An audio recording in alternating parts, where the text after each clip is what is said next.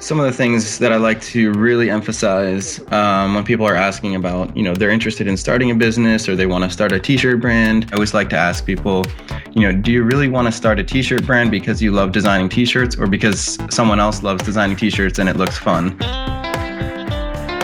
Welcome back to a special episode of Pencil Kings because we're going to be talking with somebody I'm really inspired by. I've talked about my want to start a clothing company or just to sell a single t-shirt, but I still feel a little bit afraid. So today we've got Jeff Sheldon from Ugmonk.com to tell us about his experience of starting Ugmonk. Pencil Kings, Pencil Kings, Pencil Kings. While you're listening, I encourage you to just type Ugmonk.com into your browser and take a look because there's some really cool stuff happening there. Welcome to the call, Jeff. Thanks for having me. Awesome. I feel a little giddy right now. So why don't we start off just right at the beginning? Give people the 2-minute overview. What is Ugmonk, other than just a clothing company? Sure. Ugmonk is a design lifestyle brand that I run now full-time, but started back in 2008. And launched really just as a passion project, something on the side that I wanted to do, designing t-shirts that I wanted to wear, and kind of set off not to start a business, but just to keep my hands busy and keep that creative passion alive that I've always enjoyed growing up, doing all different types of art and drawing and sketching.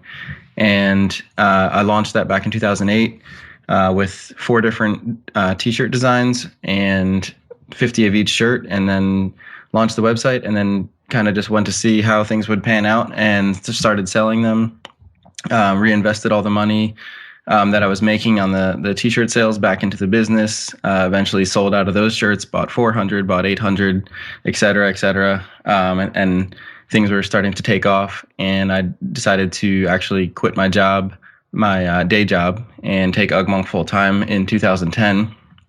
And then we branched out beyond just clothing, and we now have everything from handcrafted leather goods to messenger bags, t-shirts and posters, and all sorts of other things.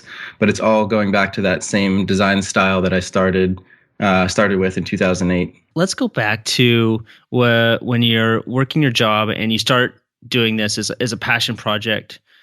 Because I think that a lot of people, we have these ideas of things we want to do, but then we get stuck. We are just sort of like, you know what? I don't have time. This isn't going to go anywhere. Well, who am I kidding? What was it inside of you that allowed you to push through that initial resistance, or did you even feel it at all? I think at the beginning, I felt less resistance than maybe I should have. A lot of the parts of growing the business has been getting myself into things that I have absolutely no idea what I'm doing and figuring them out along the way. When I launched, I figured kind of like a lot of people do, they think, I'm going to print a few shirts, I'm going to put them on a website, hopefully sell them. And then, that's the end of that. Make some money and that'll be a really fun project. But then I didn't think about all the other things about shipping internationally and, how to manage customer service and manage inventory and the whole, everything else that came along with it. So a lot of the things that seem so simple, it's like, oh, you design t-shirts for a living. I want to do that too. That sounds fun. The design part is really probably only 10% of my day, and 90% is figuring out the rest of how everything works. So when I initially launched, I didn't really feel, I had been doing some other t-shirt design for some design competitions like Threadless and things online. So I kind of had my feet a little bit wet in the t-shirt world. But when I launched, I really wasn't thinking about a lot of that detail, which maybe I should have thought, but that, allowed me to just try it and just go for it. Like as I'm reading the about page on your website, it seems like those initial t-shirt designs just sort of like flew off the shelf, or did I read that wrong? Not necessarily flew off the shelf. Thing that I think a lot of people see now is the condensed timeline of, the past 6 years of what I've been doing. We have sold, thousands and thousands of products and shipped all over the world. But the very beginning of it was very slow. And slow, maybe I sold 5 shirts the first week, and then it was 10. And then, the next week was 5, the next week was 20. So it was exciting on a small scale. But until I released one shirt, which is still one of our best sellers, called And Then I Woke Up, which got featured on all sorts of design blogs. And that one sold out faster than any other shirt we had launched. We're still ordering shirts, 50 at a time. It wasn't like we were selling 500 shirts in a given week or anything like that. So I think at the beginning it was slower than maybe, my story sounds when you condense that timeline. Gotcha. And what do you think it was about that design, the "and then I woke up"? It feels a little bit magical when you say it or when you see it. What do you think it was? Yeah, a lot of my best-selling designs, I'd like to have really good scientific evidence of how, this was the, the correct proportions, and this was the right ratio, and this was the, the color that, really appeals to people. But I think that specific one, well, one, everyone seems to love ampersands. Designers and typography people just seem to love that symbol just because it's a really fun character to play around with. But I think the combination of the t-shirt fabric, which was like a nice tri-blend gray fabric, the black print, and the phrase, "and then I woke up." So if it was just the ampersand, it would have been cool. But the little text on the bottom foot of the ampersand that says "then I woke up" kind of completes the phrase and gives people that extra little story they can tell with the shirt. Right. Yeah, I think it's genius. Well, I'll show you soon enough. I hope you will, Mr. Lindley. Here's a list of what I want. So things are starting to move forward. You're starting to sell some t-shirts, like 5 1 week, 20 another week. Do you feel that the progression kind of went in stages or levels, like where you felt like, whoa, once we started selling, say, leather goods, it was kind of like a jump in terms of, your business or what you had to handle or how many people you were able to reach? Did you feel that progression? Yeah, I think when I started, the internet was a different place. Design blogs were a different thing. Twitter and Facebook weren't much of anything. And the people's attention was on different things. So when I got featured on a popular design blog, that design blog could be getting, 500,000 views a month or something like that. And we sold, 50 of one shirt just in a given day. We started to see the impact of some of these things could have where, people were really interested in it. It was just a matter of getting in front of their eyes. Each shirt that we launched wasn't necessarily better than the last, but it just kind of compounded on it. And it was really more of a slow churn, building that momentum as opposed to we saw something, hit and all of a sudden it just blew up. The biggest turning point was definitely when I went full time and was able to dedicate all of those hours that I was spending at my day job to designing and working on the business. And then we really started to see it scale. So it is definitely related to that point, but it wasn't hockey stick growth or anything crazy. All right. I love that.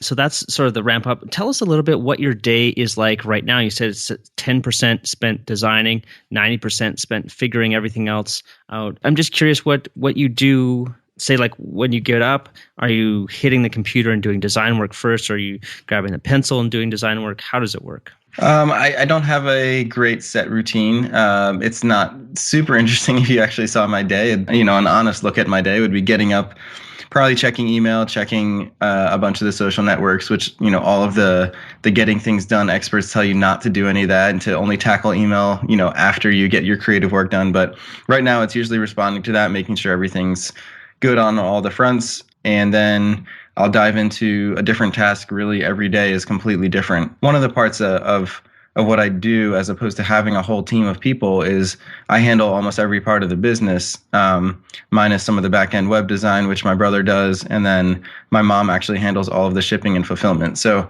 everything else involved in the business is something that I'm doing. And I actually need to write a blog post about this because a lot of people ask, what do you actually do during the day? Like, I know there's a lot of different parts, but what is it? And I started listing out some of the different job titles and things I do. Actually, I could pull it up the list right here just so I can remember, because usually I can't remember off the top of my head. But some of the job titles that I would consider, if I had a business card, it would be a very long business card because it's like kind of a little bit of this, a little bit of that. Brand manager, art director. So that would be like just managing the overall look and feel, the design, making sure everything's consistent that I'm doing throughout the website, throughout the packaging, through the designs. Copywriting, anything from blog posts to email newsletters, product descriptions, interviews, just the whole storytelling aspect of Ugmonk. Product photography, so I do all my own product photography, which involves editing and lighting and behind the scenes photos, getting the images to look the way that I want them. Web design, which could be updating the website, new graphics, new photos. Really, there's just a lot involved in the UI and anything that goes into the style and the look of our website. And then just a whole bunch of other things: inventory management, production managing, talking to new sources, manufacturing, dealing with issues with manufacturing because that doesn't always go smoothly, and social media, posting on all the different channels, and the list really goes on and on. But those are some of the things that I'm doing, and I kind of have my foot in each one of those doors, doing a little bit of that each day. So every day is really different. And that is extremely impressive. How are you able to wear so many different hats? Because I felt the overwhelm before, running a team. I'm a little bit different because I really heavily believe in teams and systems, and that's how we run our business. And I've had it recommended to me that, each day of the week is a different task. So like Monday's your design day, Tuesday's your copywriting day, Wednesday is your marketing day. And it kind of goes like that. But it seems like for you, there's no way that you could even do that. Are you blocking out like a specific hour and saying like, this is social media time, this is email time? I'm fascinated by how you're able to keep so many plates spinning in the air. Yeah, sometimes I wonder myself, like why I'm, how I do it, or why things aren't falling.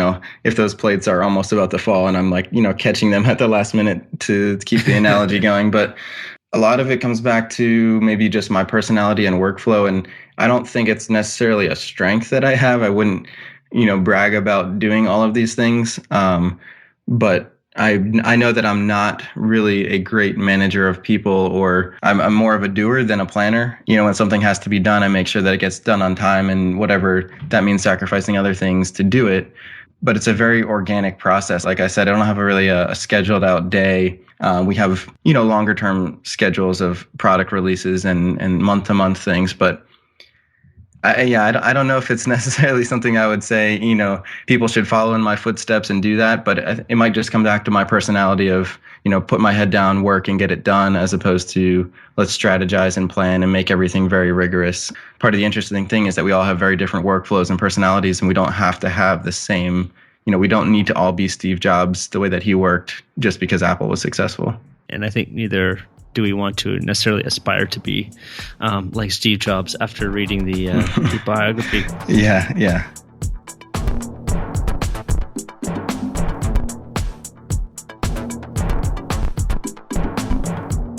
Some of the things that I like to really emphasize when people are asking about, they're interested in starting a business or they want to start a t-shirt brand. I always like to ask people, do you really want to start a t-shirt brand because you love designing t-shirts, or because someone else loves designing t-shirts and it looks fun? I actually really enjoy the design aspect of it, but sometimes I think we see something like that and it sounds really fun, or, hey, I want to start a cooking blog because this person takes amazing, does amazing photography and their recipes are amazing. And then it's like, actually, I'm not really that interested. I'm interested in consuming that content, but I'm not actually interested in creating it. That's kind of how I like to preface a lot of the conversations when people are asking, is that something you're really passionate about? Or is it something that, just looks enticing and maybe isn't what your real passion is? Beyond that part, if it is something, you do want to start a product-based company, which is, what I'm doing with Ugmonk, my biggest emphasis is always, what is that product? What is the story behind that product, and what makes it unique? Zillions of t-shirt brands, and it's, such a crowded market, and everybody's trying to do t-shirts here and there. And it's like, if that t-shirt doesn't have anything that unique or that remarkable about it, what is it going? Why are people going to spend their money on a brand they've never heard of, as opposed to something they've been loyally following for a while? For me, the minimal style and the Ugmonk aesthetic that I've started is something that's carried through all the products, to the point where people can recognize them. They may not even have seen the design. They're like, oh, I think that's an Ugmonk product. And sometimes it's not, but it looks, similar to the style that I'm doing. But there's something remarkable, and there's something, going back to the "and then I woke up" shirt. There's something about that. When you wear that, you get to tell a story, and it catches people's attention. And it has, there's something about it that the customers and the people that are buying my products want to tell other people about. And if you don't have that as the product, as the starting point, creating another t-shirt brand and, hiring out some illustrators and kind of just no really story or cohesiveness behind it is usually what doesn't last beyond that initial launch. The minimalist design and the style, was that something that you were considering right from the very beginning? Or is it something that, you created the initial shirts and then you realized, whoa, this thing has legs? I think kind of both. So first it was more typography, and it was based around minimal style, that, appealed to me. And this was a while ago. And then I started to realize how many other people appreciated that same style. It was interesting because it wasn't technically challenging illustrations or designs as opposed, a lot of the things that a very, accomplished illustrator or, artist would do. So it was like, this almost seems too easy. But then, I started to realize that, something that's good design doesn't necessarily have to be technically difficult design. That minimal aesthetic really started to appeal to a lot more people than just typography people or just designers. And I saw that had legs. And then I decided, I want it to be more than just t-shirts. I want to start to see what else I can apply this to. And at that point, I didn't really know if it was going to be bags or it was going to be leather goods. But I felt like there was some real strength in that brand and that aesthetic that I started. So you've just talked about somebody wants to start a business that they have to, or wants to start a t-shirt company that they should actually be passionate about it. Because I see a lot of people, they say, I want to work at Disney. And then I ask them why. And then they said, well, because, Disney will be a really cool place to work. And I was like, well, is that enough? Like, are there not other cool places to work? And so I asked, well, why is it important to work at a cool place? And then you just keep, there's these 5 why questions that you can ask people and kind of get to the real root of the thing. And when I asked the Disney person, well, what it was, they eventually boiled down to is like they just wanted to work with really good artists. And I mean, there's really good artists in pretty much every city in the world if you just have to find them. Mm-hmm. So back to you. What else can you tell people who are aspiring t-shirt designers or art business starters? Yeah, there's so many different aspects and things to talk about, but and I would definitely preface all of this by saying this is not, I'm not telling you the way that it should be or the way it should be done. There's no right or wrong to any of this. It's more of just, this is my approach to doing business. And another thing I'll come back to, I guess you could call it the timelessness of the design or the style that I'm doing. Obviously, trends will come and go and styles will change and, things will be popular certain times. And there's some aspect to that I'm doing. But on the flip side, I'm still selling the same 4 original designs that I sold 6 years ago. And if you talk to anyone in the fashion world, how long they would be selling a certain product, it's 3 to 6 months. Maybe it's, if it's really good, it's a year. But I'm selling the same shirts that 6 years later. And I think some of that goes back to that I wanted to create products that do stand the test of time as opposed to something that's just jumping on the current trend of what people are putting out. And sometimes that means ignoring things that I could probably cash in on. And, if I thought neon paint splatters was the hot thing right now, and I could do an Ugmonk version of that and people would, love it.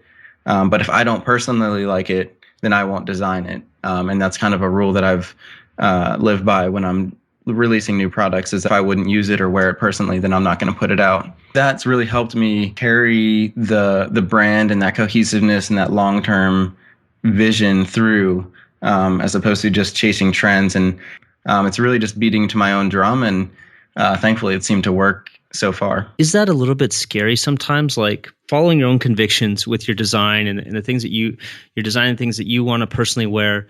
Do you worry about that maybe by not following trends or not, going along with what's popular and kind of carving your own path, that, sometimes it might hurt financially, or it might hurt like your ego wise, that it's like, man, I know I could be doing more if I was doing this other thing, but I'm staying to this path that's true for me and my business? Yeah, I think especially earlier on, that was a thing that I'd bounce around in my head a lot. Like, am I doing the right thing? Should I be paying attention more to trends and more to what everybody else is doing? And, I'm still aware of a lot of that stuff, but I don't, follow it closely. And I'm not going to fashion shows to figure out what are the next graphic tee styles for this year or anything like that. But what's helped is that over time, I think it's built up some of my confidence that now when I do release something new, there's always, that fear in the back of my mind, like, what if this product is a complete flop? And like, what if, even though I felt good about it, people just kind of look at me and say, this is not, to the same quality or to the same standard that we're used to. But over time, it's helped me build up some of that confidence to now where if I put something out that maybe is a little bit riskier, a little bit different, I've broadened my brand and built that loyalty from people and customers that know like the things I'm putting out, I'm really, really focusing on quality. I'm not going to put anything out that's just half baked. For the most part, I have such a strong community base around me now from doing this the last 6 years that when I put something out, it's really more excitement. And, I really get a thrill out of putting something new that maybe is a little bit different, seeing what happens and seeing if it takes off. So the fear aspect is a little bit lessened just because I've proven myself through other things, but it's definitely something that can still eat away at me at times. Could you talk a little bit about how years 5 and 6 are different than years 1 and 2 in sort of the evolution of the brand, the evolution of yourself as a designer, as a business owner, as an artist?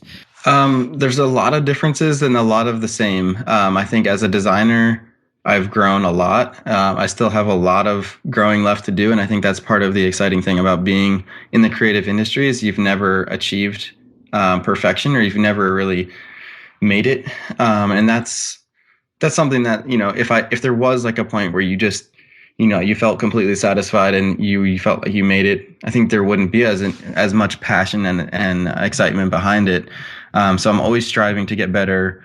Whether that's refining my, typography skills, or if it's, improving my web design skills or my product photography, contrasting the early product photography I did to the product photography I'm doing now is a huge jump, but it was just kind of like learning the ins and outs and, looking, researching and talking to other people and just shaping, what do I want that style of photography and visual storytelling to be. So I think I've gotten a lot better at that. The scale of things has changed. So we're not shipping 5 shirts. We might be shipping, 200 shirts or, 1,000 shirts in a week, depending on what features and what sales and things we have going on. That aspect has changed a lot and has forced me to kind of rely on other people. So at the beginning, it was my wife and I shipping out every shirt. We're sitting there writing out customs forms. We didn't know how to ship anything efficiently or the different apps and programs out there. So it was like, we did it the hard way and then kind of learned how to become more efficient at things like that. And, now everything's on the shipping end is automated, so we don't have to worry about international customs forms and doing things like that. It's all much more streamlined. And I think part of those growing pains, continue. We just, have to figure out how do we continue to get more efficient on that side of things. Like I said, I think I've grown a lot. I've learned a lot about what it means to run a brand in the age that we live in, and especially an online brand. And communicating my story better and keeping it really personal is something that I've always tried to do. But like you mentioned when we were chatting earlier, the video that's on our site, like telling my story, I think is a really important part of the brand, and that's what's really connected with people. So making sure that that's really clearly communicated. I've been conscious about a lot of these things. There's still a long way to go on, many, many aspects of the brand. But I think it's been really fun to see, my skills and my taste kind of refine and grow, as well as the following and the fan base that I have. Awesome. That's so cool. I have something more. Something none of your dry as dust professors and routine-ridden doctors have. Love, devotion, passion. Why don't you tell people a little bit where you see Ugmonk going in the next, year or 5 years or 10 years? What's in store in the future? That's probably one of the most common questions people ask me. And honestly, I'm like, I have absolutely no idea. If I can continue to bring new ideas to reality, new product categories or just more of the same, increasing our quality, just making everything better, and doing it the way that I'm doing it, I would be very happy to continue doing that for the next, foreseeable future. But I guess I don't have any crazy, dreams of I'm going to open up retail shops in all the major cities in the US or completely change my business model and we're going to sell wholesale and become, I'm going to go on Shark Tank and I'm going to have investors. I'm really steering it the opposite direction. And it's like, I'm very content doing it the way that I'm doing it now. So whether that's growing to have a small team of people, or just managing, wearing the 20 different hats like I'm doing now, which I don't know how long I can do that for, but I think I'm really interested in growing the long-term growth and keeping it the scale that it is, as opposed to changing everything up and doing something radical that, could sacrifice the brand and the quality that I've built. Lastly, I'll just ask where people can find you online. I mean, we've already mentioned ugmonk.com. Is there other places, and what's the best way that people listening, if they want to read more about what you do, that they can find that? Yeah, pretty much everything is just Ugmonk across all the social media. So ugmonk.com is my main website, and then I'll update the blog pretty regularly. New products and just all sorts of things. Just took a trip over to Iceland and posted some photos there. So it's kind of, you get a little bit more personal insight into me behind the brand, a lot of things. But Twitter and Instagram is just Ugmonk on both of those, and Facebook. Instagram has been a lot of fun recently for me, just as a growing and learning photographer. So if you want to follow along, get a little bit taste of what my day is like and the places I go, that's a good place to check it out. Awesome. And we'll have full show notes from this at pencilkings.com/Ugmonk. And so if you want to see, we'll just have all the text to go along with this interview there on the site. So thank you so much, Jeff, for taking time out from your busy day to talk to us. I feel really inspired, and I hope that the listeners feel inspired as well. It's amazing. And if you haven't been yet to check out Ugmonk, I encourage you to go push stop right now. Go to ugmonk.com and see some of the amazing stuff that Jeff's done. So thank you so much. Yeah, thanks for having me. And any of the listeners, feel free to hit me up on Twitter or email if they have more questions. All right. Thanks a lot, Jeff. Bye. Thanks. Bye. That's what happens to all of us. You see something, you change your activities. If you'd like to find out a little bit more about what we do, why don't you head over to pencilkings.com/free, where we've put together a 30-day course that's going to teach you the ins and outs of drawing the face, along with homework and printable study guides that you can use wherever you are in the world.